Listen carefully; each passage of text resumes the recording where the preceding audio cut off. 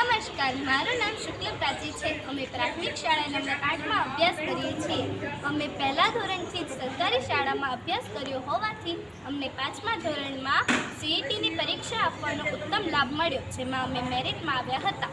મેરિટમાં આવવાથી અમને સરકાર દ્વારા ધોરણ 6 થી 12 સુધી 41,000 રૂપિયાની સ્કોલરશિપ મળે છે, જેનાથી અમે અમારો ભણવાનો ખર્ચો કાઢી શકીએ છીએ તથા અમારા માતા પિતાને આર્થિક રીતે સહાય કરી શકીએ છીએ। મારું નામ સોલંકી દેવિયા છે। હું ધોરણ 1 થી 8 સુધી પ્રાથમિક શાળા નંબર 8 જોરાવનગરમાં અભ્યાસ કરી રહી છું, જેથી મને NMMS તેમજ જ્ઞાન સાધનાનો પરીક્ષા આપવાનો મોકો મળ્યો છે, જેમાં અમે મેરિટમાં આવ્યા છીએ અને અમારે 1,38,000 રૂપિયાની સહાય મળે છે, જેથી અમે અમારા માતા પિતાની આર્થિક સહાય કરી રહ્યા છીએ અને અમારા આગળના ધોરણમાં પણ તેનો ઉપયોગ કરી રહ્યા છીએ। નમસ્કાર, વાલીશ્રીઓને ખાસ જણાવવાનું કે સરકારી શાળામાં બાળકોને ભણાવવાથી કયા કયા લાભો મળે એના વિશે આપની સાથે થોડીક ચર્ચા કરીએ।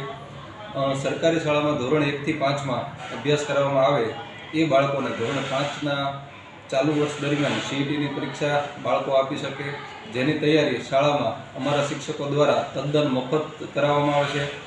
આ પરીક્ષા પાસ થવાથી બાળકોને 5,000 રૂપિયા જેટલી શિષ્યવૃત્તિનો લાભ મળે, અથવા જો આવી શિષ્યવૃત્તિનો લાભની જરૂર ન હોય તો બાળકોને જ્ઞાનશક્તિ રેસિડેન્શિયલ સ્કૂલોમાં અથવા રક્ષાશક્તિ સ્કૂલમાં બાળકોને અભ્યાસ કરવાનો મોકો મળે, જે અંતર્ગત ધોરણ 6 થી 12 સુધી આપના બાળકો હોસ્ટેલમાં રહીને તદ્દન ફ્રીમાં ભણી શકે અને હોસ્ટેલમાં રહેવા, જમવાનો અને ભણવાનો તમામ ખર્ચ સરકારશ્રી દ્વારા પૂરો પાડવામાં આવતો હોય છે।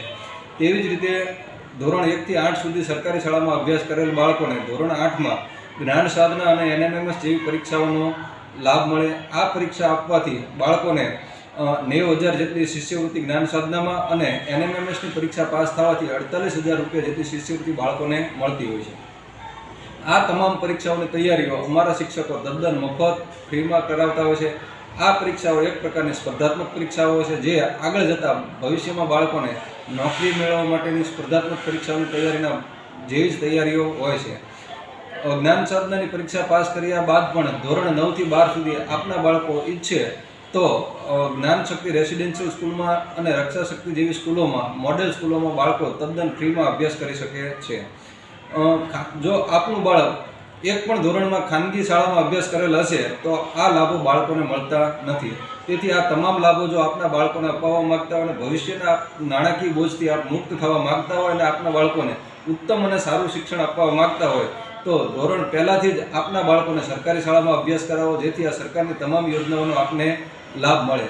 ખાનગી શાળાઓમાં શરૂઆતમાં ફીનું ધોરણ ઓછું હોય છે, પણ આગળ જતાં ધોરણ 10, 11, 12માં ખૂબ જ મસ્ત મોટી ફી હોય છે। અત્યારના સમયમાં જોઈએ તો લગભગ તમામ સ્કૂલોમાં 11, 12 સાયન્સની ફી 2.5 લાખ રૂપિયા જેટલી હોય છે, જે વાલીને પોસાવતી નથી અથવા તો ફી ભરવામાં ખૂબ મુશ્કેલીઓ પડતી હોય છે અને આર્થિક રીતે ખૂબ ભારણ વધતું હોય છે।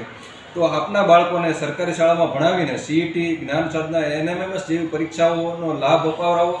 આ પરીક્ષાઓમાં બાળકો પાસ થઈને મેરિટમાં આવે તો આગળ જતાં વાલીને આર્થિક ભારણ ઓછું થાય તથા બાળકો પોતાની રીતે પોતાની શિષ્યવૃત્તિ મેળવીને 6 થી 12 ધોરણ સુધીનો તદ્દન મફત અભ્યાસ કરી શકે અને સારામાં સારી સ્કૂલોમાં અભ્યાસ કરી શકે।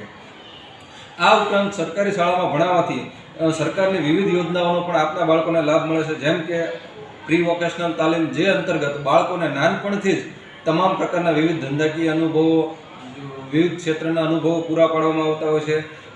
દીકરીઓ માટે સ્વરક્ષણની તાલીમ પૂરી પાડવામાં આવતી, જે અંતર્ગત બાળકોને, દીકરીઓને આત્મનિર્ભર બનાવવામાં આવતી હોય છે। આ ઉપરાંત શાળામાં મભયો તથા અલ્પાહાર યોજના અંતર્ગત બાળકોને સવારમાં નાસ્તો આપવામાં આવતો હોય છે અને બપોરે પૌષ્ટિક મધ્યાહન ભોજન આપવામાં આવતું હોય છે તથા દાતાઓ દ્વારા વિવિધ પ્રકારની કીટનું વિતરણ કરવામાં આવતું હોય છે। આમ તમામ રીતે જોઈએ તો સરકારી શાળામાં આપનું બાળક તદ્દન મફત રીતે ભણશે, 1 પણ રૂપિયાના ખર્ચ વગર ઉત્તમ શિક્ષણ મેળવશે। સરકારી શાળામાં તમામ શિક્ષકો ઉચ્ચ લાયકાત ધરાવતા, ઉચ્ચ શૈક્ષણિક લાયકાત ધરાવતા તથા અનુભવો ધરાવતા શિક્ષકો હોય છે, જેથી આપના બાળકોની સાર સંભાળ સારી રીતે રાખી શકે તથા આપના બાળકોને સારામાં સારું શિક્ષણ આપી શકે। આની સામે ખાનગી શાળાઓમાં જોઈએ તો ધોરણ 12 પાસ હોય, ગ્રેજ્યુએટ થયેલા હોય એવા શિક્ષકો હોય તથા અવારનવાર વર્ષ દરમિયાન શિક્ષકો બદલાતા રહેતા હોય છે।